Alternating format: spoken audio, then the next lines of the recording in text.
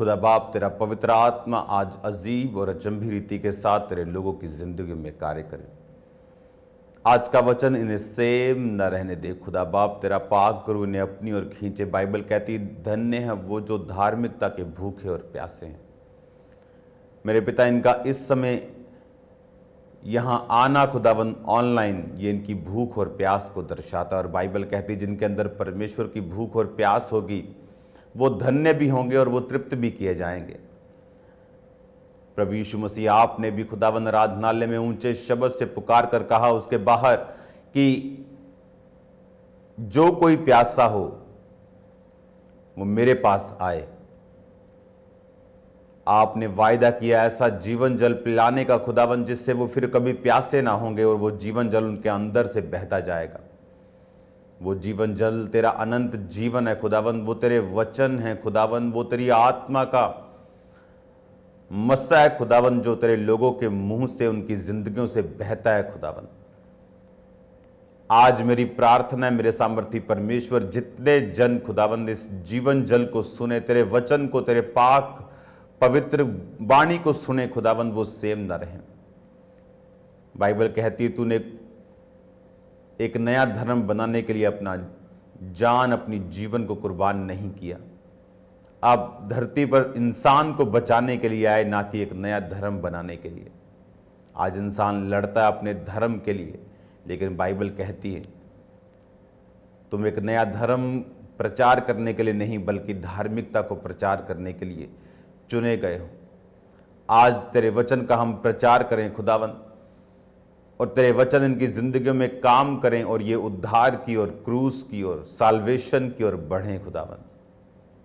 जितने बीमार हैं वो चंगे हों खुदावन, जितने शैतान के बंधनों के नीचे इन वचनों के द्वारा वो छुड़ाए जाएं। इनके घरों में तेरा उद्धार आए, इनके घरों में तेरी बरकत आए खुदावन। तूने कहा मैं अकाल के समय में हंसमुख रखूंगा। मैं जानता हूं खुदावन जितने मसीह में हैं, मसीह की रोशनी में हैं, ये अकालों में, ये बाढ़ों में वो हंसमुख रहेंगे, दूसरों की मदद करेंगे, तेरे पवित्र वचन को फैलाते जाएंगे। प्रभु यीशु मसीह, समय को मैं आपके हाथों में सौंपता हूं। प्रभु यीशु मसीह के पवित्र और सामर्थी नाम में मैं मांगता हूं, आमीन, आमीन, आमीन। Hallelujah. God bless you all. आप सेम नहीं हैं यीशु मसीह के नाम में। मेरा बिलीव है कि आज आप जो कुछ भी वचन सुनेंगे ये आपकी लाइफ को सेम नहीं रहने देगा। बाइबल कहती परमेश्वर अपने वचन के जरिए से ही अपने दिल के बारे में, अपने हार्ट, अपने नेचर, अपने स्वभाव के बारे में आपको बता सकता है। नहीं तो बाइबल में जो घटनाएं 5000 साल पहले, हजारों साल पहले की हैं, उनको लिखने का कोई भी मकसद नहीं है अगर परमेश्वर नहीं चाहता कि हम उन घटनाओं से सीखें कि परमेश्वर कब कब बाइबल में आनंदित हुआ, कब कब वो खुश हुआ, कब कब परमेश्वर ने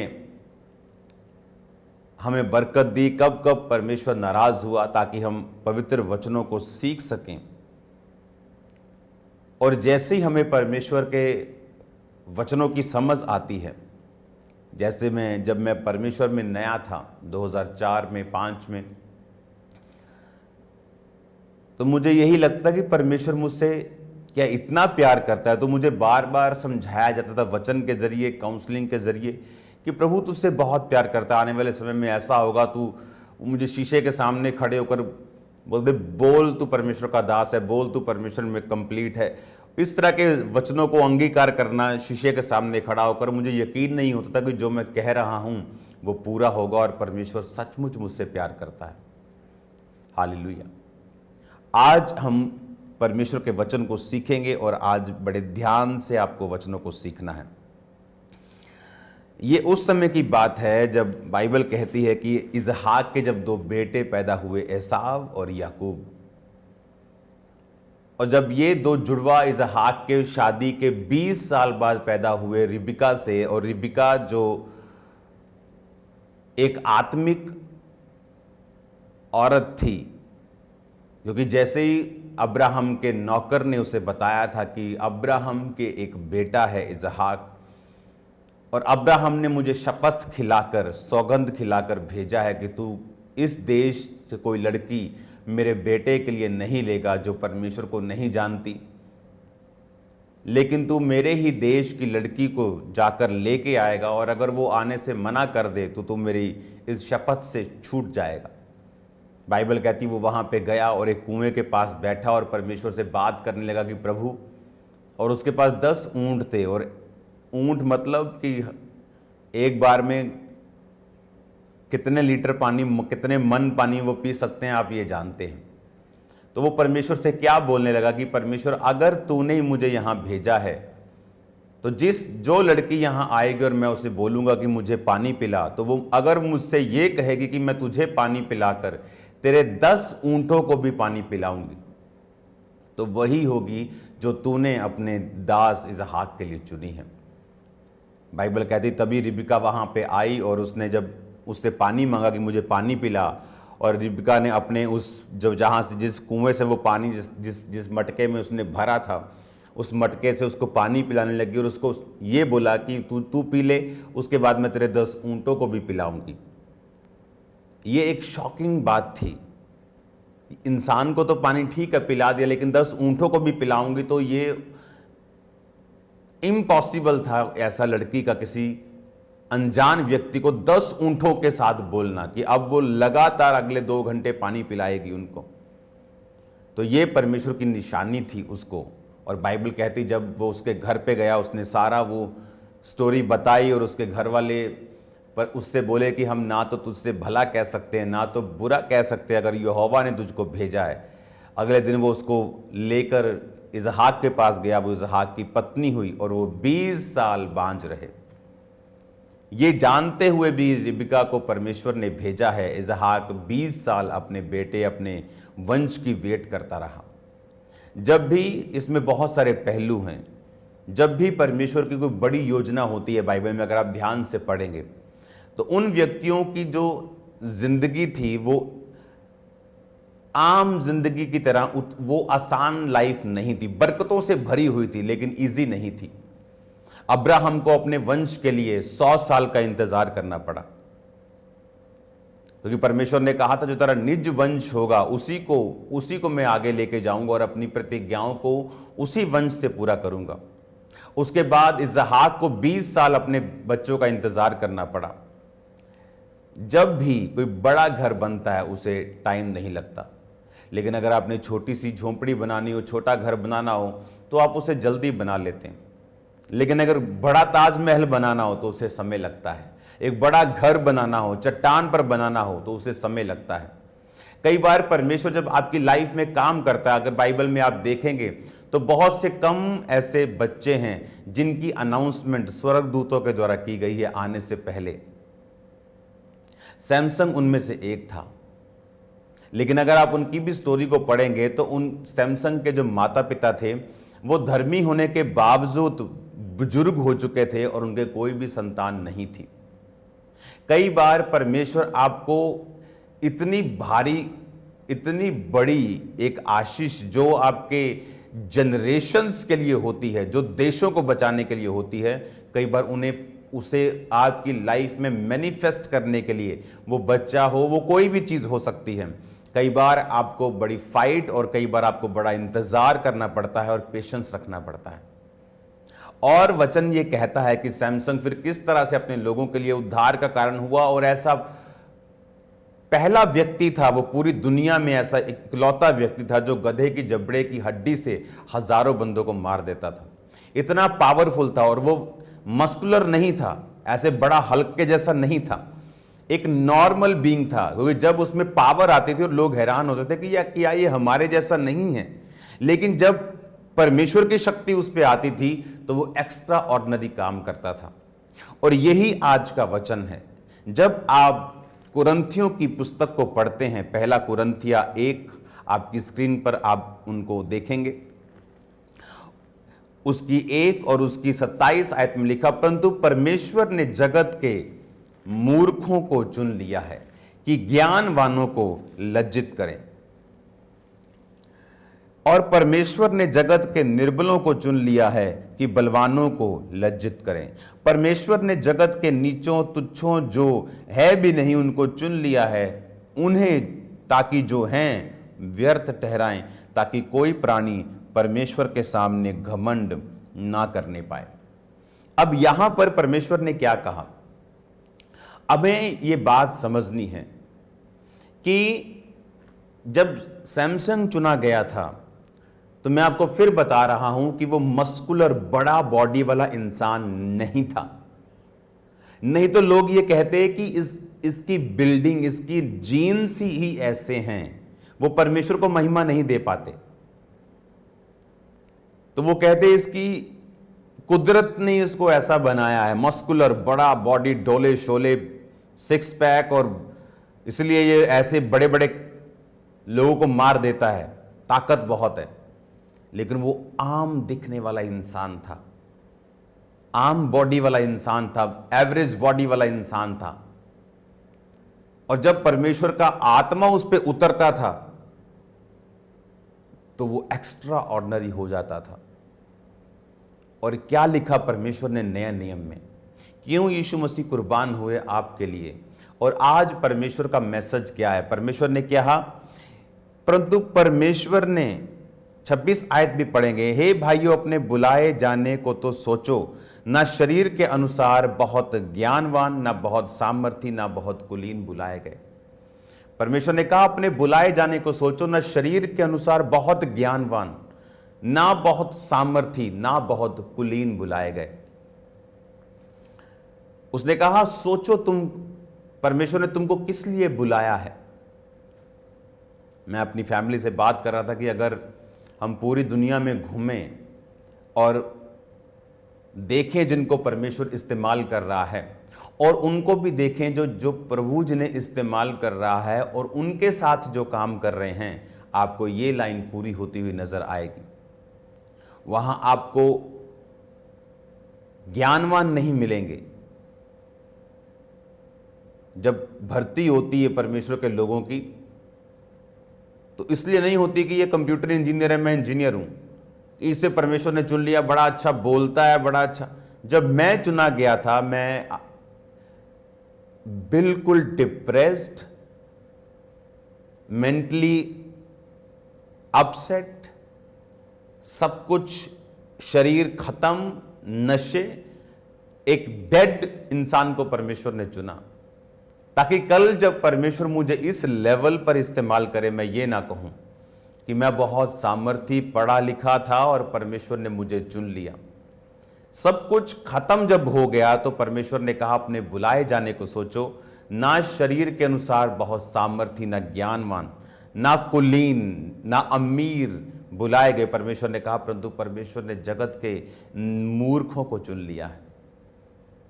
उसने एक मूर्ख को चुना, कहता ताकि ज्ञानवान जो अपने आप को आज ज्ञानवान समझते हैं, उन्हें लज्जित करने के लिए, उन्हें शर्मिंदा करने के लिए। परमेश्वर ने कहा उसने तुम्हें पवित्र आत्मा दिया है ताकि जगत को वो निरुत्तर कर सके।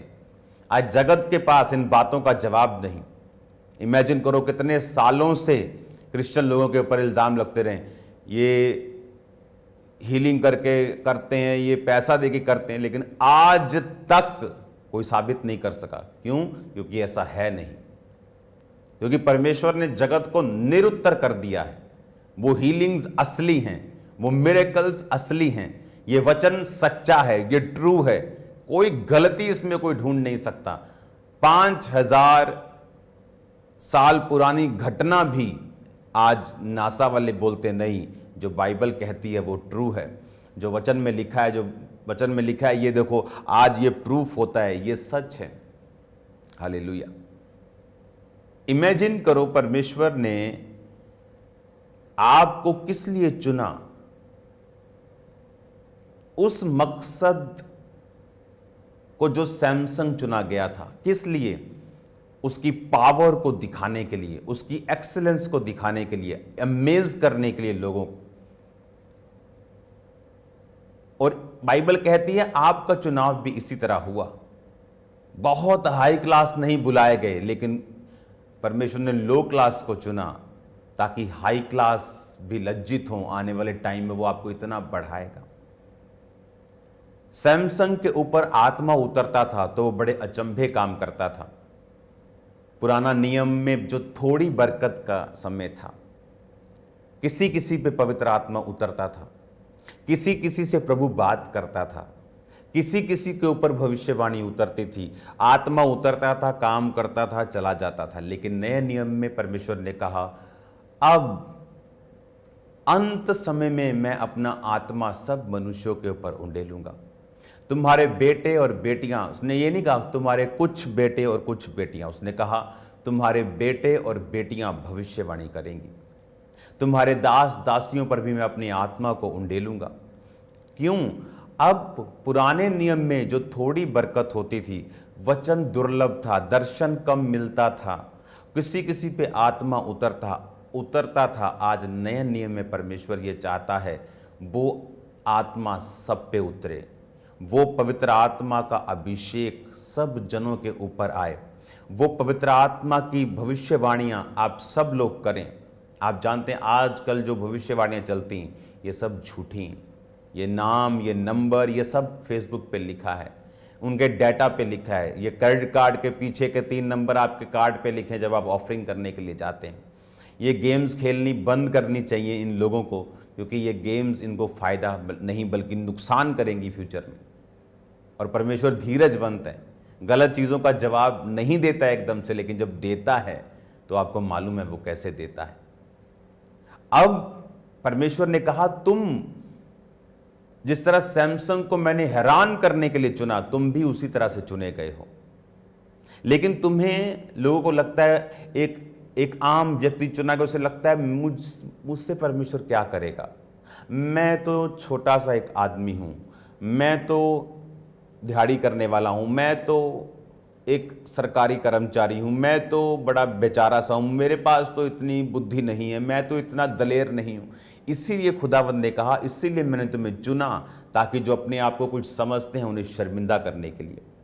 उसने छोटों से चोटों को, फिर से पढ़ो, उसने कहा परंतु परमेश्वर ने 28 आयत जगत के नीचों को, तुच्छों को, जो नहीं हैं उनको भी चुन लिया, ताकि जो हैं, जो अपने आप को कुछ समझते हैं, उन्हें व्यर्थ ठहराएं। अगर आप ध्यान से इन वचनों को पढ़ेंगे आपको समझ आएगी कि परमेश्वर ने आपको क्यों चुना है।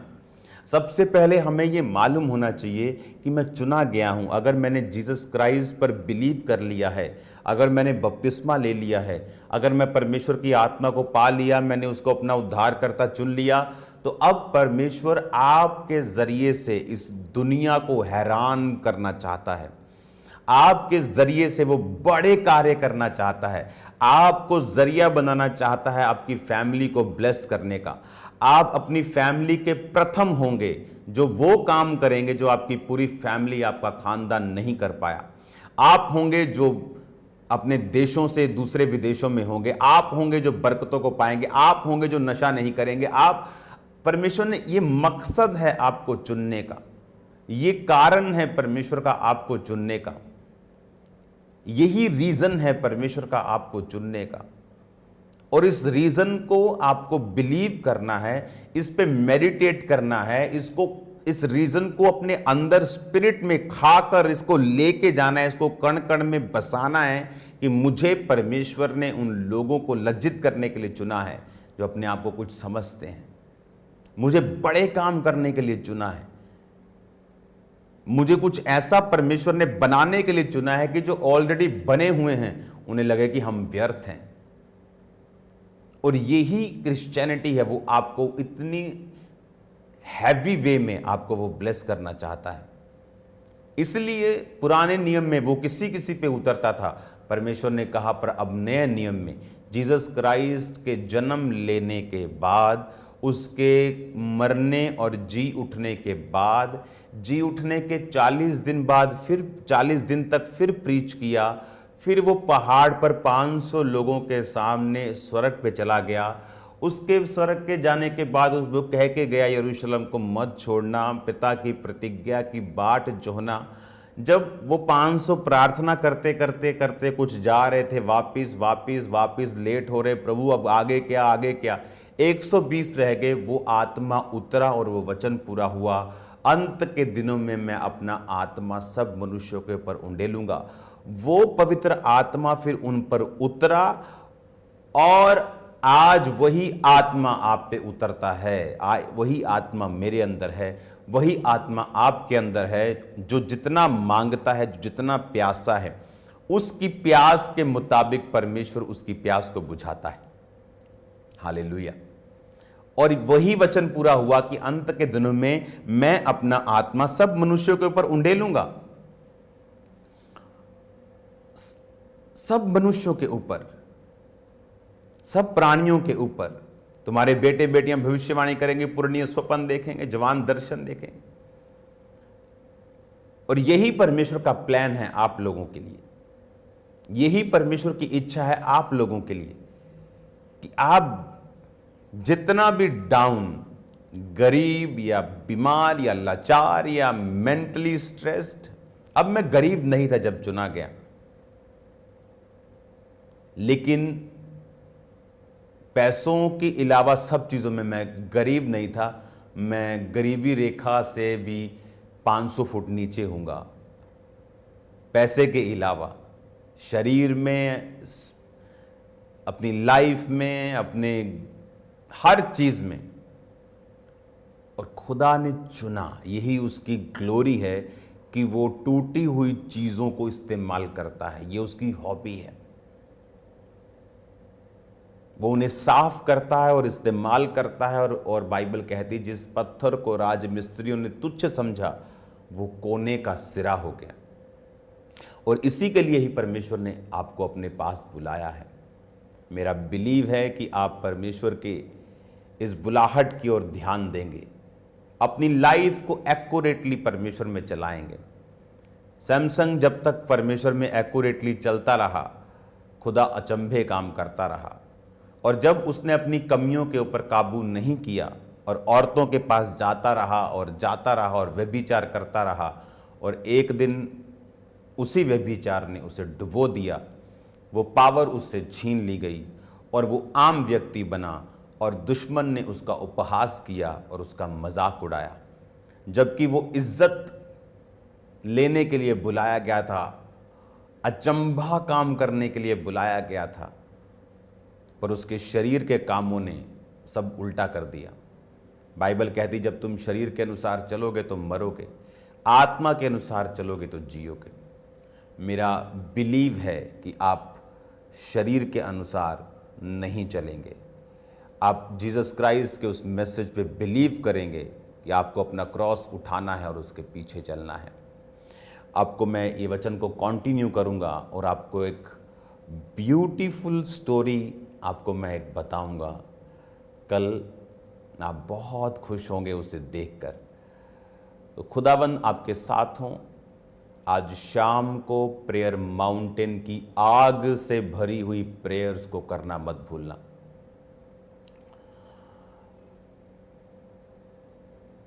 आज शाम 8 बजे यूट्यूब पर अपने पड़ोसियों को, अपने रिश्तेदारों को लिंक भेजो कि आज आपको प्रेयर माउंटेन को, प्रेयर्स को करना है। आप सेम नहीं हैं। आप इस वचन को सुनते जाएंगे, इस टीचिंग को लेते जाएंगे, आप रोज़ शाम को प्रेयर्स करेंगे, आप सेम नहीं रहेंगे। यीशु के नाम में नेवर नेवर नेवर आप सेम नहीं रहेंगे, कभी भी सेम नहीं रहेंगे। मैं आपको बता रहा हूँ, ये रिजल्ट आएगा यीशु के नाम में, 100% आएगा।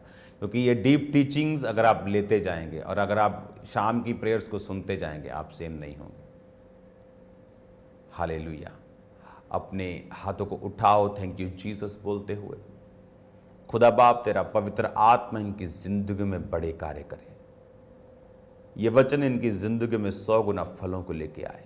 और आज जितने लोग पहली बार इस वचन को सुन रहे हैं और आप चाहते हैं कि प्रभु यीशु मसीह आपके जीवन में आए और आपको छुड़ाएं सब बीमारियों से, सब कलेशों से, सब इस संसार के दुखों से, तो अपने हाथों को उठाकर मेरे पीछे बोलें, प्रभु यीशु मसीह मुझे क्षमा करें, मेरे जीवन में आए। मैं विश्वास करता हूँ आप मेरे लिए मारे गए, गाड़े गए और तीसरे दिन मुर्दों में से जी उठे। आप मेरे उद्धार करता हैं, मुझे रिजेक्ट ना करें, क्योंकि मैंने सुना है कि कि आप पापियों को मारते नहीं बल्कि उनके पाप को मारकर उन्हें अपना बेटा बनाकर शुद्ध साफ कर कर उनके जीवन में रहते हैं। मेरे जीवन में आएँ और रहें, मुझे अपनी संतान होने का अधिकार दें, क्योंकि आप मेरे उद्धारकर्ता और मेरे परमेश्वर हैं। प्रभु यीशु मसीह के सामर्थी नाम में आमीन आमीन।